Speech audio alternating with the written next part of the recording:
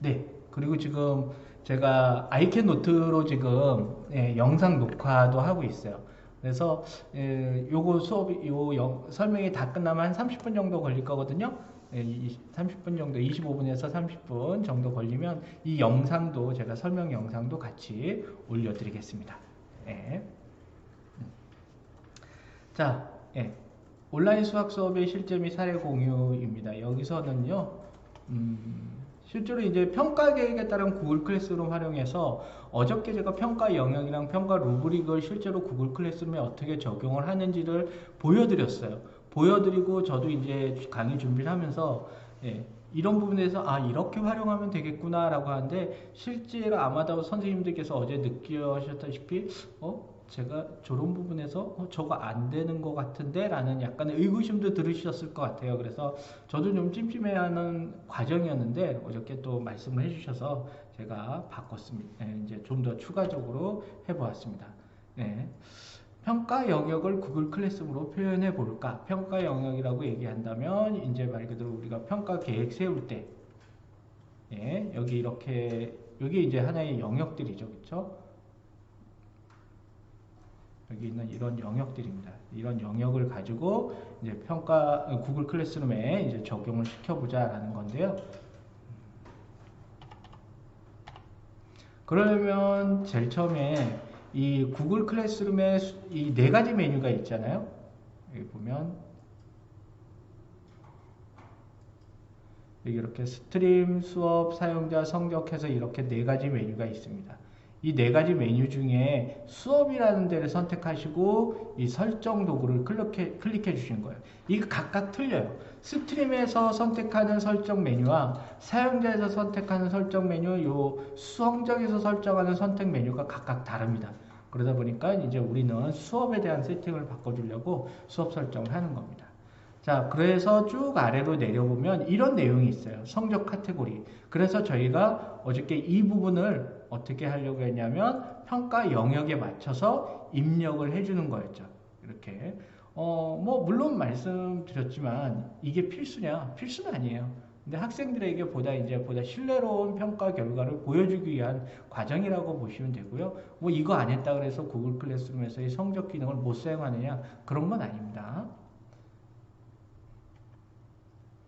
자, 그 다음에 이제 성적 두 가지 옵션이 있어요. 여기 보면 성적 계산이 있잖아요. 성적 계산에 있어서 총점으로 할 거냐 아니면 카테고리별 가중치를 적용할 거냐 이거 두 가지가 있는데 이 두 가지에 대해서 제가 오늘 한번 검증을 해보았습니다. 우선 첫 번째 총점으로 할 때라고 하면 평가 계획에 따라서 지금 보면 얘들은 다 필요 없어요.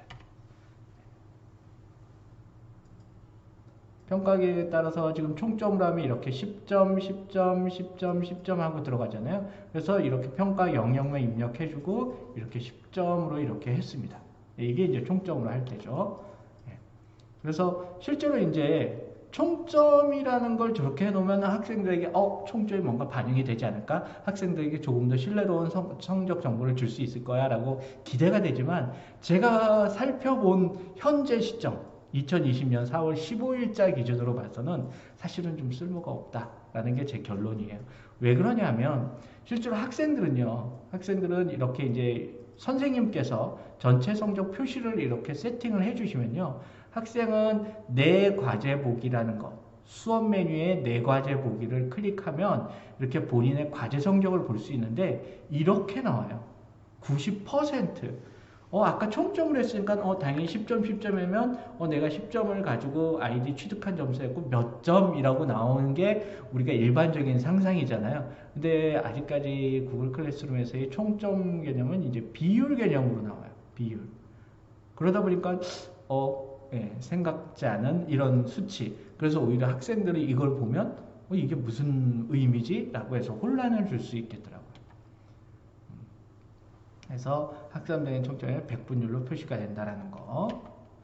자, 그러면 카테고리별 가중치, 못하네요. 가중치 적용이요. 가중치 적용으로 할 때라고 하면 이렇게 카테고리별 가중치 적용을 할 겁니다. 전체 성적 계산을 위해서.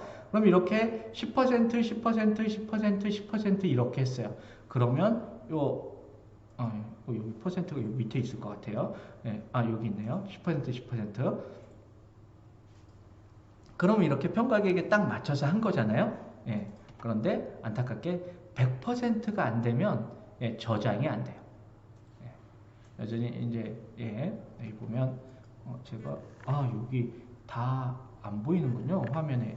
여기 밑에 이분이 그렇게 설명하고 있어요. 100%가 안 되면 저장 버튼이 활성화가 안 됩니다. 이렇게 아마 설명하고 있을 거예요. 예. 그러다 보니까 100%로 만들려면 어떻게 하겠어요? 25, 25, 25, 25로 약간 꼼수를 부려요.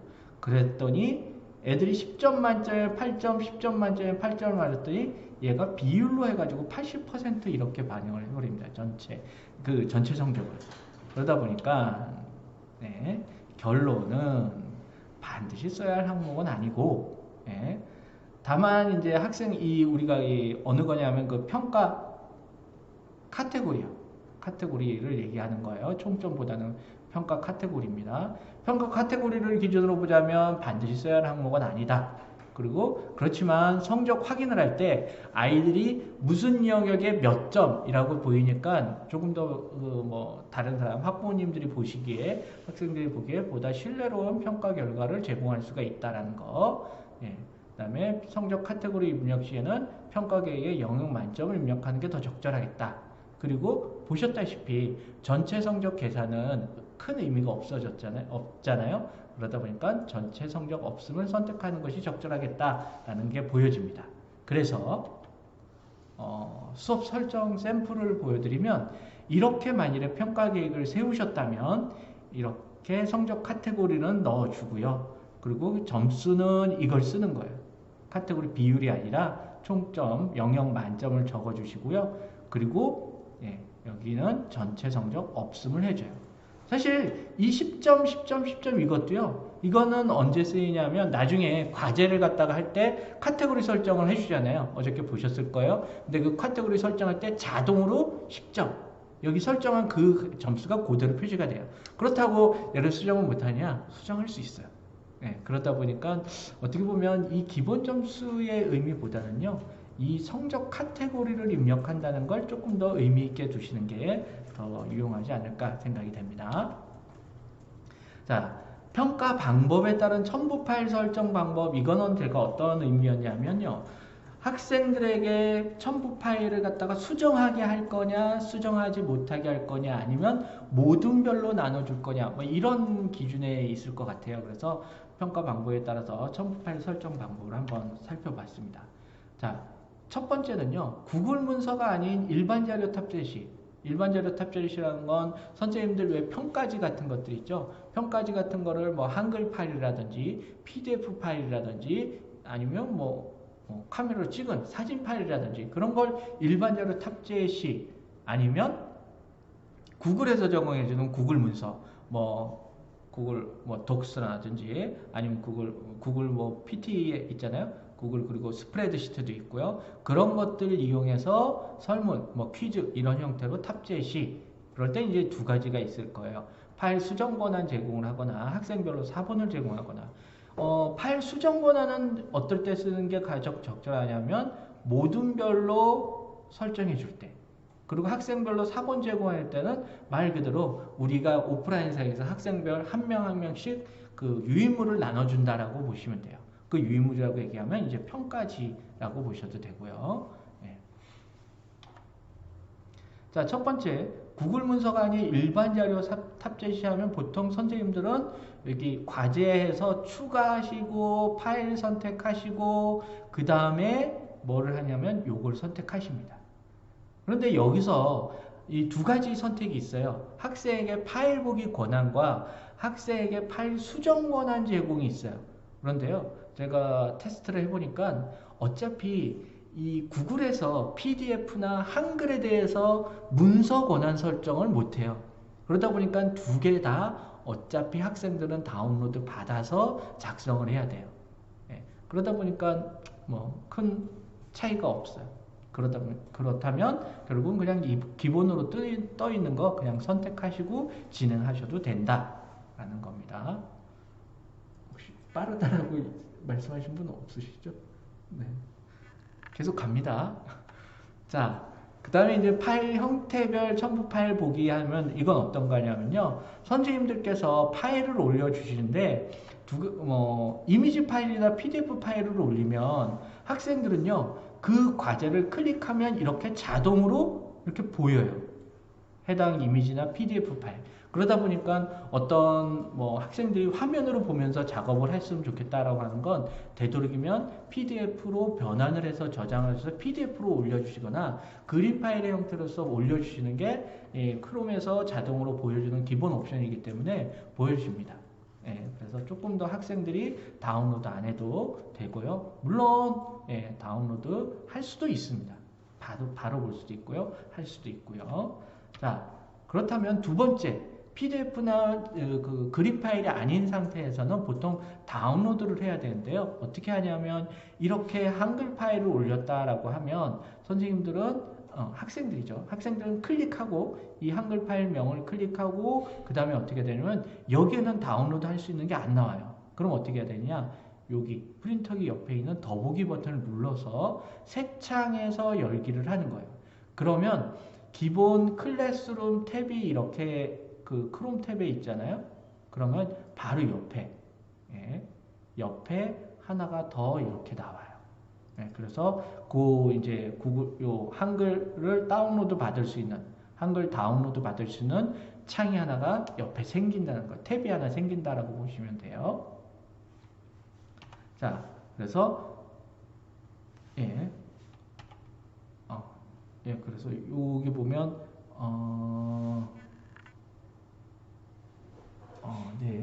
여기에 지금 요 아래쪽에 있어요. 나중에 PDF 파일 제가 미리 드린 거 있죠? PDF 파일 보면 요 아래 뭐가 있냐면 다운로드 버튼이 생겨요. 다운로드 버튼. 그래서 이 다운로드 버튼을 눌러서 다운로드 하시면 돼요. 학생들은 그렇게 하겠죠.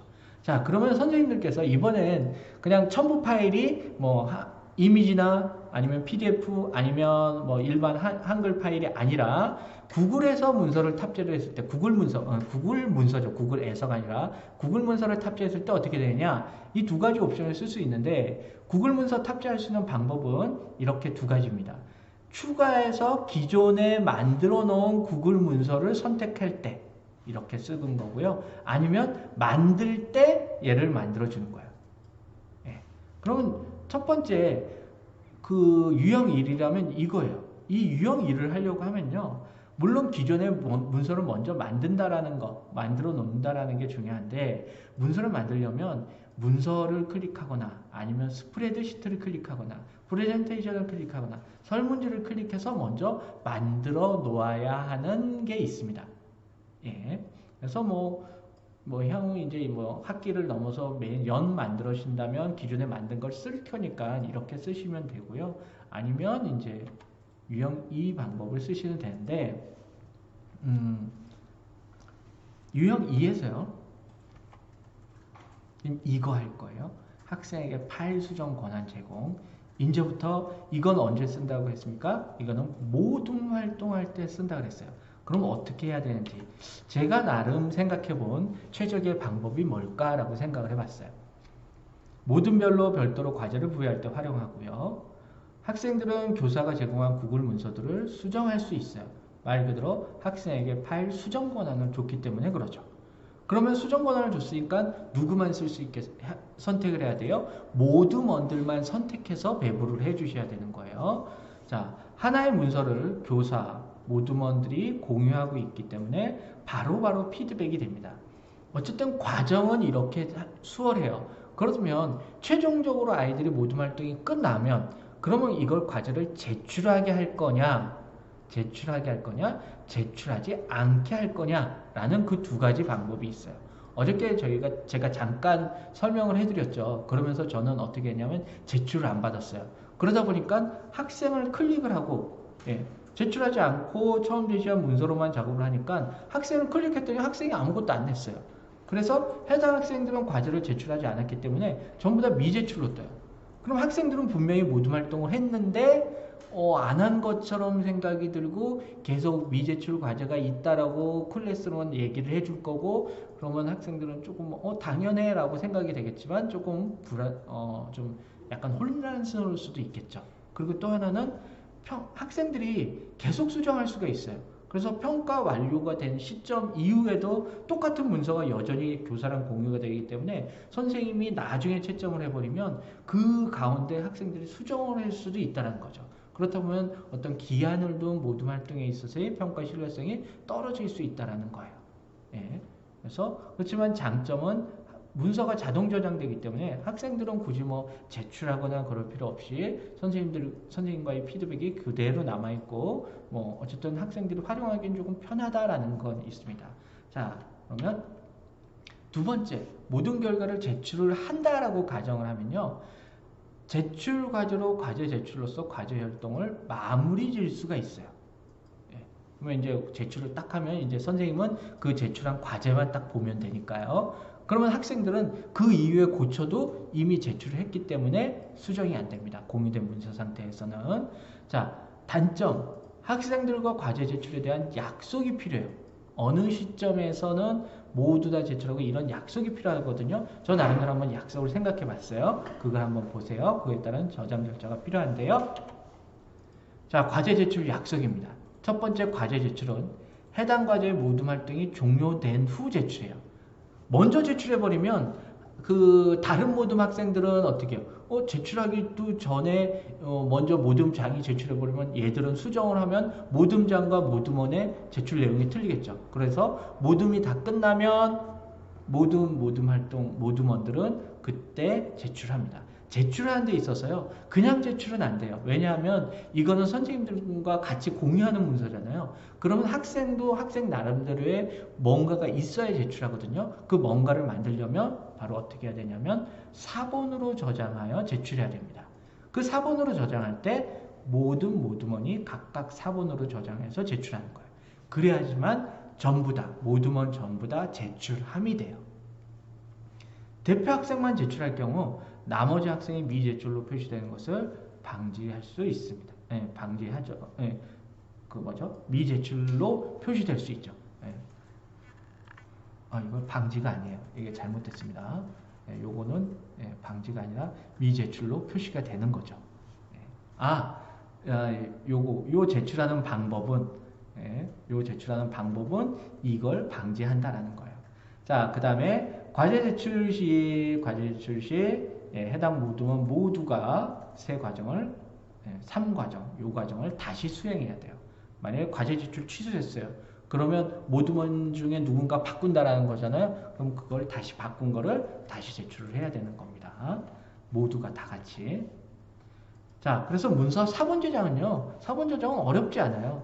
그냥 문서를 만들면 그 교과 선생님한테 문서 이제 넘겨받으면 피드백 어쨌든 그 문서 가지고 다 작업이 끝나고, 작업이 끝난 다음에 마지막으로 파일 사본 만들기, 그리고 문서의 사본에서 이름을 누구누구누구 언더바 누구누구누구 해서 요거를 쭉 해줘요.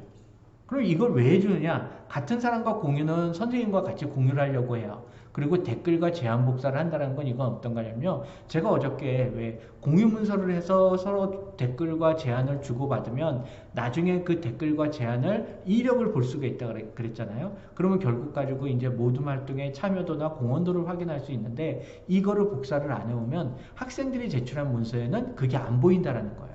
그렇기 때문에 요거를 하고 확인을 해줘야 돼요.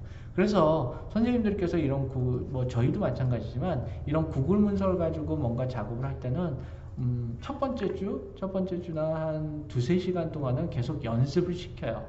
이렇게 유용하게. 아니면 저처럼 이렇게 요런 파일을 학생들에게 배부해서 보면서 요렇게 해라고 안내하는 거죠. 지금 온라인상에서는 보고 얘기할 수밖에 없겠죠. 보내주고 파일을. 자, 그 다음에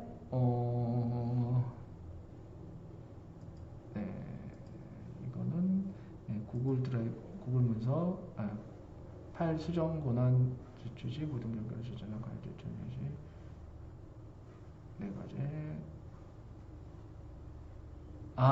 이건 어떤 거냐면요. 예. 지금 보면 학생들이 이제 파일하고 저장을 했잖아요. 그러면 이제 학생들은 어떻게 되냐? 학생들은 여기서 추가 생성 눌러서 구글 드라이브에 4번으로 저장한 게 있으니까 그 4번으로 저장한 얘를 선택을 해서 제출을 하고 과제 제출을 하겠습니까? 라는 그거 팝업 뜨면 얘 눌러주면 되는 거예요. 예, 그 얘기를 하는 거고요. 구글 문서 탑재 시 학생별로 4번을 제공해 준다라고 할 때는 말 그대로 공유 옵션을 학생별로 4번 제공을 선택을 해 주시면 돼요. 그렇지만 일단 주의하실 사항은 일단 학생별로 4번 제공을 하면요. 과제를 만들고 나면 해당 과제를 수정하려고 했을 때 4번으로 제공한 거는 지울 수가 없어요. 왜 그러냐면 이미 학생들한테 4번으로 다 갔잖아요. 그렇기 때문에 그거를 삭제할 수가 없어요. 그래서 일반적인 권한을 준 거, 학생들에게 수정 권한이나 뭐 보기 권한, 읽기 권한만 준 거는 이렇게 X 버튼이 활성화가 돼 있어요. 그리고 또는 권한을 바꿔줄 수가 있어요. 물론 이 권한을 바꿔줄 때 4번 제공이라는 옵션은 없어요. 그래서 4번 제공은 처음에 딱 잘 보고 결정을 하셔야 되는 거예요. 그래서 얘는 일단 하면 되돌릴 수 없다라는 거. 그걸 주의하셔야 되고요.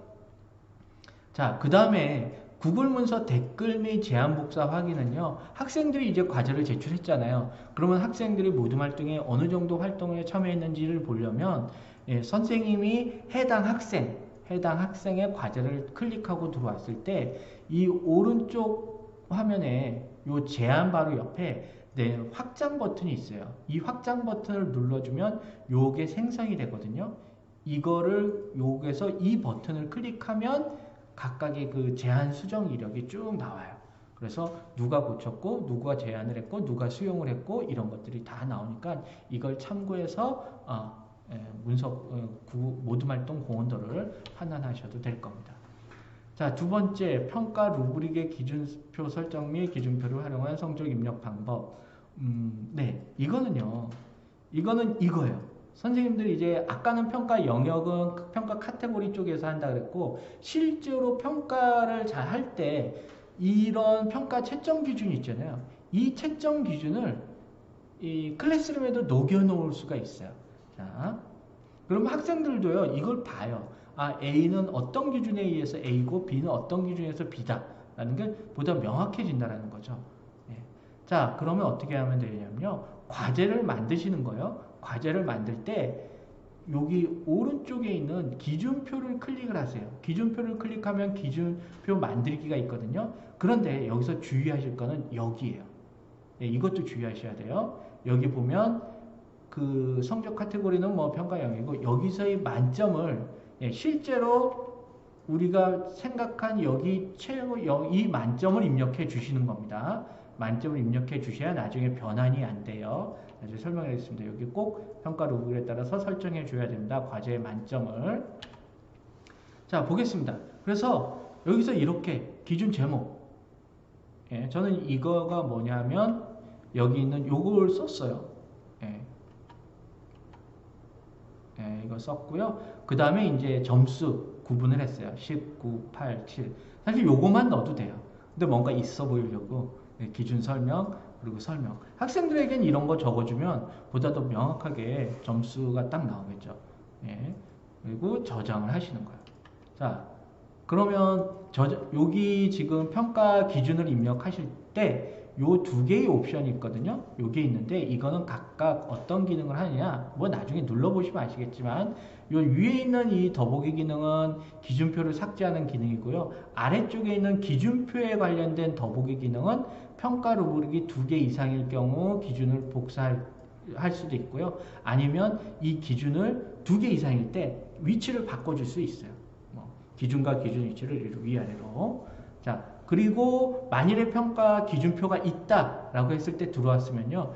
요거를 더보기 버튼을 눌렀을 때는 기준표를 수정할 수 있어요. 근데 일단 기준표가 사용이 됐잖아요. 그러면 요 위에 있는 요것만 수정이 돼요. 요거나 이런 것들.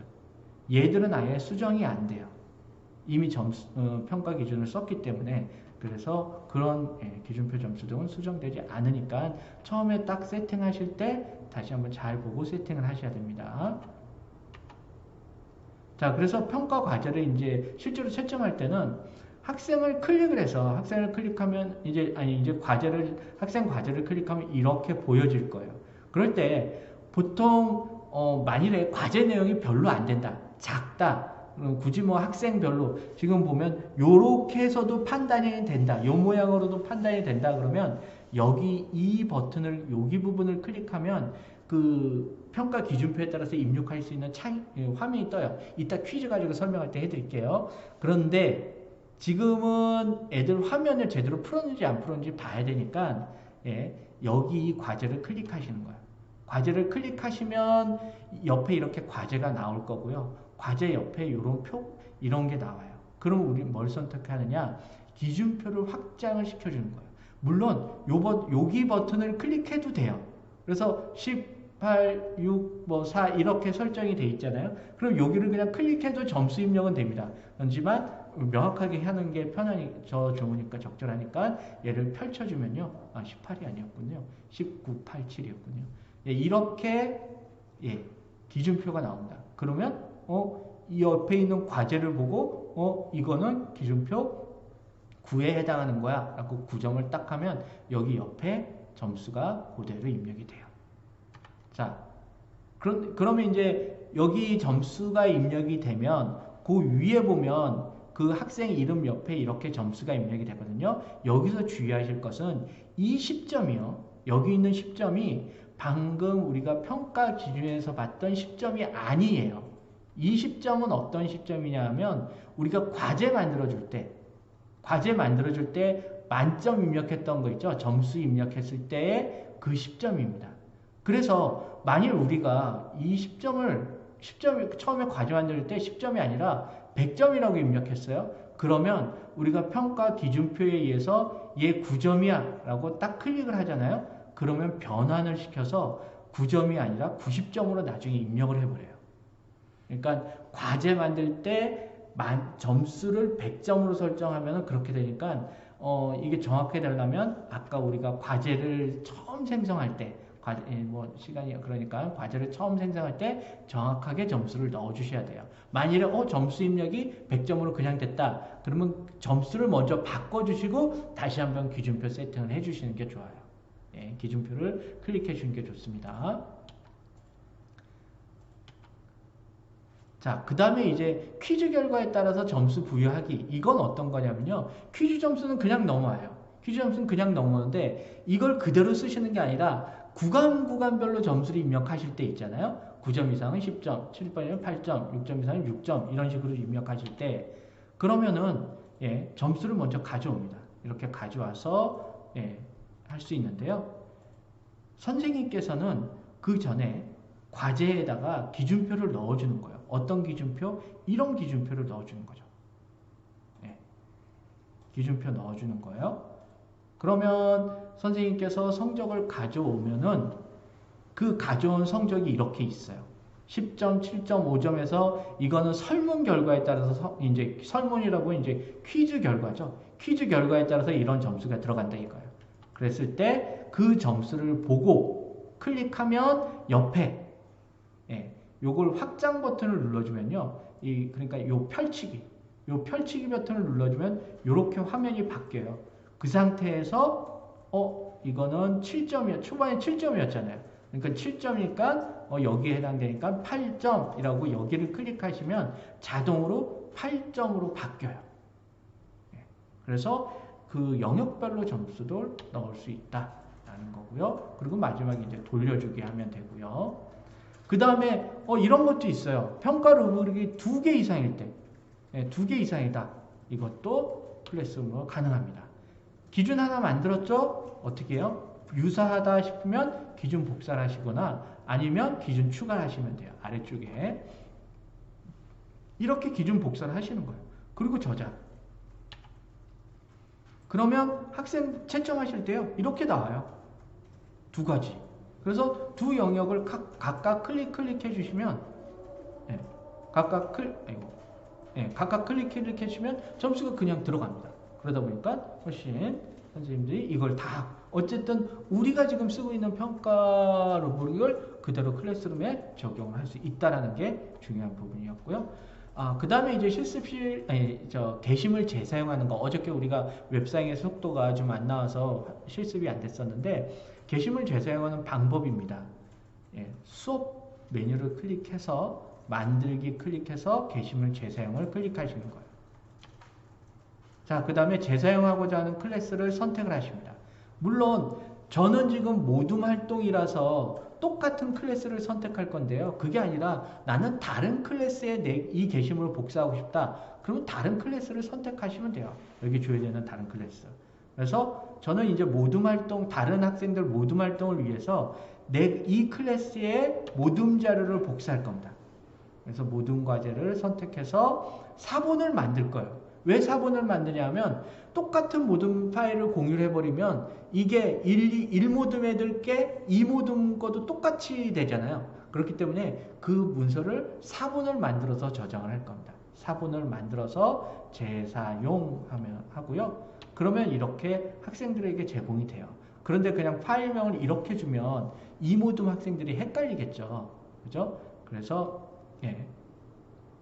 요걸 클릭을 해서 구글 문서 들어가면 파일명을 바꿔줘요. 그리고 빠져나와요. 그러면 실제로 바로 안 바뀌어요. 임수기 부장님도 지난번에 얘기하셨지만 얘가 1모둠이 여기서 저장하고 빠져나오면 자동으로 2모둠 돼야 되는데 바로 안 바뀝니다. 그냥 놀라지 마시고 나중에 바뀌니까요. 그 다음에 학생들을 선택해야죠.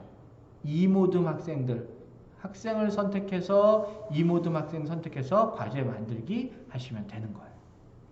네. 자, 그 다음에 댓글 달기 및 제한 기능인데요. 이거는 이제 선생님들께서 어떻게 첨삭을 하거나 제한을 하느냐를 보여드리려고 하는데, 이제 만일에 이제 선생님께서 문서를 만들어서 이렇게 문서를 써 놓으셨어요. 그러면 이제 이렇게 학생에게 파일 수정 권한을 주고요. 그러면 이제 학생들은 이 해당 문서를 선택을 해서 들어오겠죠. 들어오면 뭐라고 쭉 쓸 거예요. 그리고 이제 아직 제출은 안 합니다. 그러면 선생님이 해당 영역을 선택해서 첨삭을 하실 해당 영역을 선택해서 이 플러스 표현을 누르시면 플러스를 누르신 다음에 이렇게 개념을 잘 알고 있네 하고 댓글을 달아주시면 학생으로 딱 들어오면 이렇게 개념을 잘 알고 있음 하고 보여질 거예요. 이건 이제 선생님이 댓글 완료를 한 다음에 그 다음에 이제 학생이 보면 이렇게 누가 표시를 해줬다라는 걸 확인할 수가 있어요. 그 다음에 이제 제한이라는 게 있는데요. 방금 한 거는 아예 학생의 거를 아예 그냥 두고 이제 댓글을 달아주시는 건데 아예 실제적으로 표현을 해주시는 거예요. 근데 그대로 냅두면 학생이 뭘 했는지 까먹을 수 있잖아요. 그래서 제한을 하는 겁니다. 여기 버튼을 눌러서 제한이라는 걸 클릭해 주신 다음에 바꾸고 싶은 부분을 클릭을 하시는 거예요. 바꾸고 싶은 부분을 클릭해서 쭉 쓰시면 제한 내용이 들어가요. 네. 그래서 나중에 학생이 다시 로그인을 하잖아요. 그러면 학생이 선생님께서 이 부분을 제한을 했는데 수용을 할 건지 안 할 건지를 확인을 해요. 그래서 체크를 해서 수용을 하거나 수용을 안 하거나 그렇게 할 수가 있습니다. 네, 제한이 수용된 내역을 보실 수 있고요. 학생 파일 제출 샘플 영상은 혹시나 선생님들께서 나중에 활용을 하실까 해서 만들어 놓은 거고요. 지금 얘는 PDF라서 지금 안 보여질 거고요. 얘가 아니라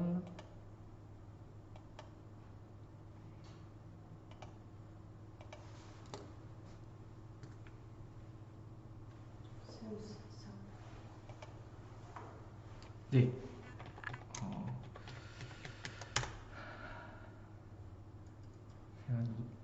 딱 10분만 더 하려고 했는데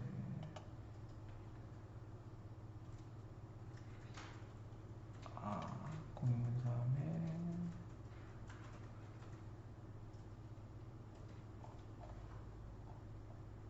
오이차